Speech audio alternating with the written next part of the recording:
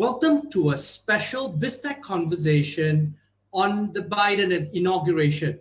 Now, we have with us today Michael Switow, founder and managing partner of Switow Media, to give his perspectives on the US inauguration that's going to be held on the 20th. Now, welcome to the show, Michael. Hey, Brian, thank you so much. Great to see you. Thank you so much for having me on BizTech Asia. Now, Michael, DC is on lockdown, and there's tremendous concerns about security. 50 states are basically on alert. Just give us some perspectives on the security situation. Sure. I mean, there are more U.S. troops right now in Washington, D.C., several times more than there are in Iraq and Afghanistan combined. This is unprecedented. DC is on edge. State capitals are on edge because of what we saw happen, because of the insurrection we saw happen in the US Capitol some 2 weeks ago. People don't know what's going to happen. Just to quickly follow up, Brian. Yeah, people don't know what's going to happen next. There were fears there would be violence over the weekend. That didn't pan out. Largely, we think, because of the actions that have taken place since that insurrection. National Guards being called out on duty, people being arrested, even the US President Donald Trump coming out, perhaps with an arm twisted behind his back, don't know, saying, look, anyone who's violent will be prosecuted. All that being said, there are still warnings that the FBI is concerned about that there could be violence on Inauguration Day. We certainly hope not, but it is a possibility. So now, taking this uneasiness across the US, to the focus of the Biden administration. Now, he has mentioned that he has 4 top priorities, essentially the 4 crises, as he put it: the COVID-19 situation, the economy, racial equality, and climate change. Could you walk us through these 4 key issues?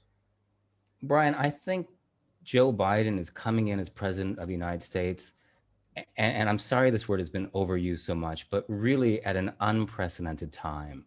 No president in modern history has faced such a crisis, such overlapping crises as Joe Biden will face on day one when he comes into office. Look, over the past few weeks, maybe even the past few years, this drama, this circus that's been taking place, Trump reality television, has overshadowed everything. But at the same time, we're seeing COVID deaths rising dramatically in the United States, even though a vaccine is being rolled out. We've seen racial unrest with the Black Lives Matters movement over the past summer. And people have almost, I think, forgotten that in light of everything else that has happened. Climate change is an existential crisis, which is going on in the background. And then we have the COVID economy, right? The COVID recession. People are suffering.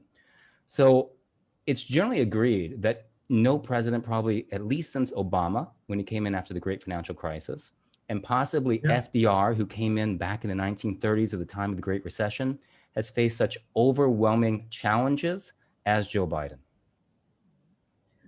And I think what I'd like to add one more thing to that, Michael, which is really the healing of America. America is a divided nation right now. Donald Trump probably has a lot to do with that. And that's one of Joe Biden's biggest tasks, really, to get everybody to, and America has always in the past sort of come together after an election, however divisive the campaigns were. But do you think he's going to be able to do that in, given all the balls that he has to juggle in the air right now? Well, any president has to juggle multiple balls in the air. It's just the nature of the job. But I think you highlight a very important point. When Joe Biden says that he wants to bring America together, Barack Obama said that. Barack Obama famously said there are no red states, no blue states, only the United States of America. And frankly, that sort of unity didn't last during his administration. And that period looks like, an oasis of calm compared to what we have right now. Now, one thing maybe to take into consideration is the insurrection that took place in the Capitol has made some Republicans uneasy. Perhaps they'll want to collaborate a bit more, cooperate a bit more with Joe Biden. But there's another wing of the Republican Party right now, which, frankly, they're just living in a different universe, right? They still believe Donald Trump. They still believe the election was stolen. They think that Joe Biden's regime, or I shouldn't say regime, his incoming presidency is illegitimate. And they would argue that the Democrats and the rhinos, the Republicans in name only, were trying to undermine Trump from day one. So I think it is going to be very hard for Joe Biden to cross the aisle the way he says that he will, as he did when he was a senator, and very hard to bring the American people together. But if I can say one more point about that, if you look at his cabinet appointees, specifically you look at the Department of Agriculture, the Secretary of Agriculture, he's chosen someone who was in that position before, who resonates with rural farmers. So the more progressive wing, the Democratic Party, wanted somebody who would focus on issues of hunger. But in that sense, at least, Joe Biden is true to what he promised, that he's going to be president of all Americans and not just those who voted for him. Okay, and that's an interesting, and let's take a closer look at the Biden administration. Now, you talked about the Secretary of Agriculture, but just from somebody looking in from an ASEAN perspective, the first thing that comes to mind is, from the lineup that he has mentioned so far, one word stands out, which is diversity. The second thing that also stands out is also the return of a number of old faces from the Obama administration. What are your thoughts on that? Well, I'm going to say the one word that stands out for me in his choice of, who's going to be in his cabinet is experience. So he's going with people who have experience, who know how to, from day one, run their departments and be on the job. And that's left some progressives in the Democratic Party a bit unhappy or uneasy, because they were hoping that he would go with a lot more people on the left, if you will.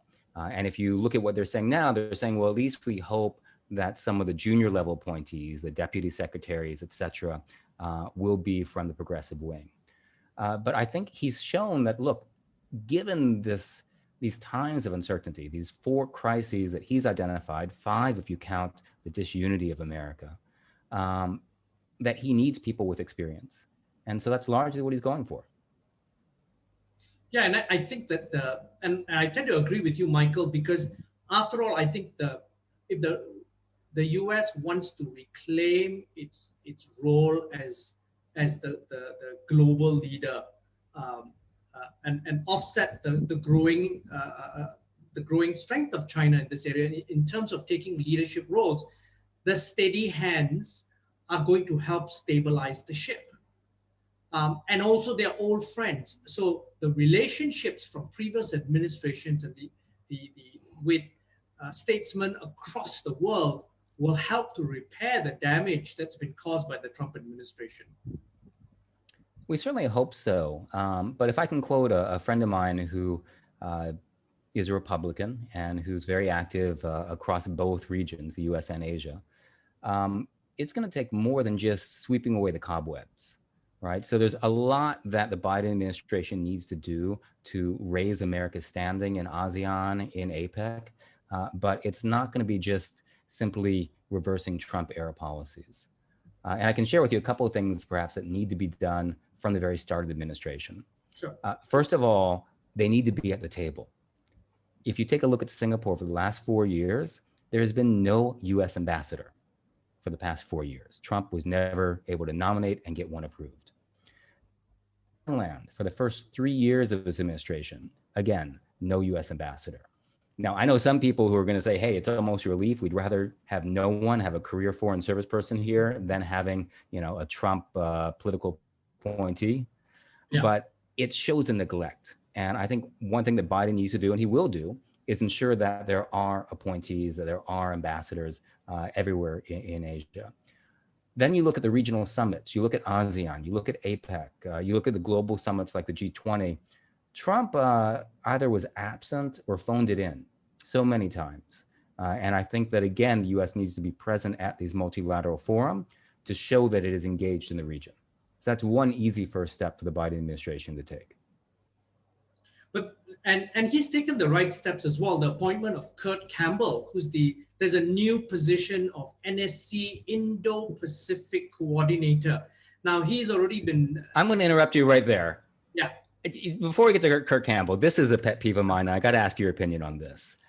Indo-Pacific instead of Asia-Pacific. Yes. I mean, this is a Trump era term, right? It's basically saying China, No, this is Asia-Pacific for some reason associated with China, but Indo-Pacific is putting them aside. What do you think about it? Well, I don't think it pickles, it tickles me to any sort of extent that it obviously has you. But obviously, he's been dubbed the Asian Tsar. And he had a position also in the Obama administration. Um, and perhaps those old relationships are going to help. I mean, as you said, you've got to first have the seat on the table. You've got to re-engage Asia in a manner that has not happened in the last 4 years. It's amazing that Singapore didn't have an ambassador for the last 4 years. But one of the key things also the US needs to understand is, for example, in terms of engaging Asia from a trade perspective, TPP is a train that has left the station already. RCEP has been signed. What do you think the US can do to get back in the game in terms of engaging Asia from a trade perspective? Okay, so I think there's a couple points we need to address there. And the first is a political reality. So given where the US economy is right now, trade is not going to be a number one priority for the Biden administration. No one is expecting it to be.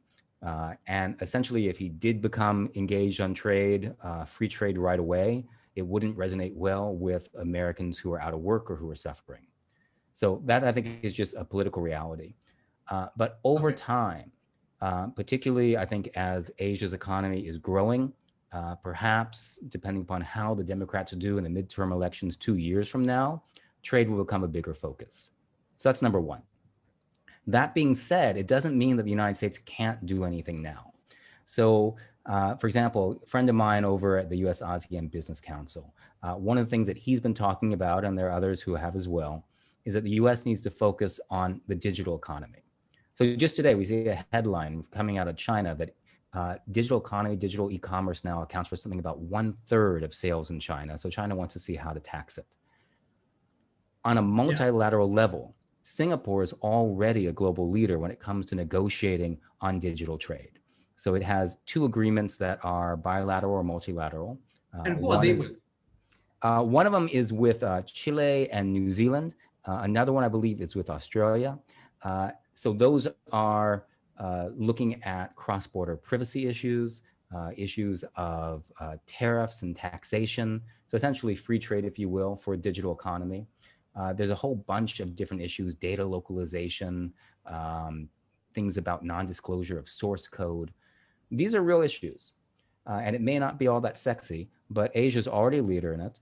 Some people say that 90% of this material was already negotiated in the TPP. Trump administration then simply took a lot of that language right out of the TPP, even though it was saying the agreement was trash, and it used that in the USMCA, what some of us call NAFTA 2.0, that agreement with the United States, Mexico, and Canada. So there is definitely an argument to be made that the US should support digital economy agreements with Singapore and then use that as a model to grow upon. And there's precedent for it because the TPP, as you might remember, actually started out as just 4 countries, not all the ones that are there today. It started off with Singapore, Brunei, Chile, and New Zealand. Michael, and back to an earlier point that you mentioned in terms of repairing relationships with Asia. I think one of the things that many countries are looking for is really to reorientate with the United States, because the reality is the following. Most countries essentially just desire a balance between China and the United States. Now that will preserve their economic opportunity, but also their political autonomy. And I think that's the thing that the US needs to juggle right now in the next 4 years. Well, Singapore and others have famously said that, when you have 2 elephants running over or fighting with each other, who gets hurt, right? It's the grass between that gets trampled, right? The grass under their feet. And, in that metaphor, ASEAN is that grass. So the reality is, yes, China is rising. Just today, I saw that some people think that China will be the world's biggest by 2030, so in less than 10 years. Its political clout, its political power is rising. It's been flexing those muscles. And what we haven't seen really is a US counterweight to that in Asia over the past 4 years. And I think countries are really looking for the US to become more engaged. But the U.S. is going to have to prove its mettle again. It can't just, say, "Oh, hey, here we are. I'm Joe Biden. We're back." No, it's going to have to actively show that it wants to be involved in this region. And it's not And just, what? uh, Sorry, go ahead, Michael. It's not I just. was going to say, right. So it's not just things like the South China Sea or issues like that. You look at infrastructure. All the major infrastructure projects recently, they're being funded by China or in partnership with China. The U.S. has That's gone right. to sleep on it. So again, it's an easy area that could be a win-win for both ASEAN and for the U.S. if the U.S. takes a more active role there. And I tend to agree with you a lot because, again, if you are an old friend, you have offended an old friend, over a couple of years, and you want to win back favor. What do? You can't go back and pretend that nothing happened and you didn't say the things that you did. You've got to go above and beyond to repair that relationship. And above and beyond would be to solve your friend's problems and provide solutions to your friends' problems. So And I just, think if that, sorry, go ahead. I was saying, and to stand by them in times of need. Correct. So you've got not, you can't be, the US can't be a fair weather friend. At the end of the day, they need to be engaged, re-engaged again, not only from an economic perspective in terms of, directing US investment into ASEAN and things like that, but also from a defense perspective. Helping, for example, a lot of the ASEAN nations are actually very nervous because they don't have the capabilities to police their exclusive economic zones. So, that's an area where the US needs to help and be a good friend. I think one of the challenges the Biden administration is going to have is even when it comes in and says, "Hey, look, everyone, we're back." On day one, it's going to rejoin the Paris Climate Accords, okay, Yes. which in addition to being a nod to how important climate change is, what an existential crisis it is, it's also a nod to multilateralism and saying we are part of the world community again. But I think a lot of countries, including here in Asia, are going to say, what's to stop Trump or another Trump from coming to power 4 years from now and going back to this protectionist sort of environment that we've had. So Biden is going to have to show that, hey, look, we're here to stay. The last 4 years were really an aberration and not a new norm. Yeah, and I think that's going to be the tough sell, especially to some of the European partners that Trump has stepped on. I think that could be an even harder sell to NATO, not only EU members, but NATO members. Well, keep in mind, though, that Joe Biden used to be chair of the Senate Foreign Relations Committee. So this is a guy who, even if he's going to be focused on domestic issues, has lots of experience on the international stage, dealing with complex issues, and also has those relationships, those personal relationships that can make a difference. So I think he's actually well poised on that front to ease concerns.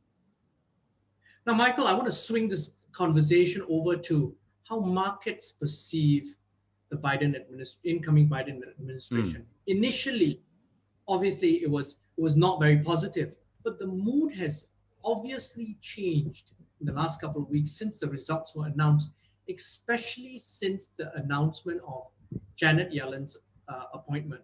Now, what are your thoughts on this? Thought number one is conventional wisdom was all wrong.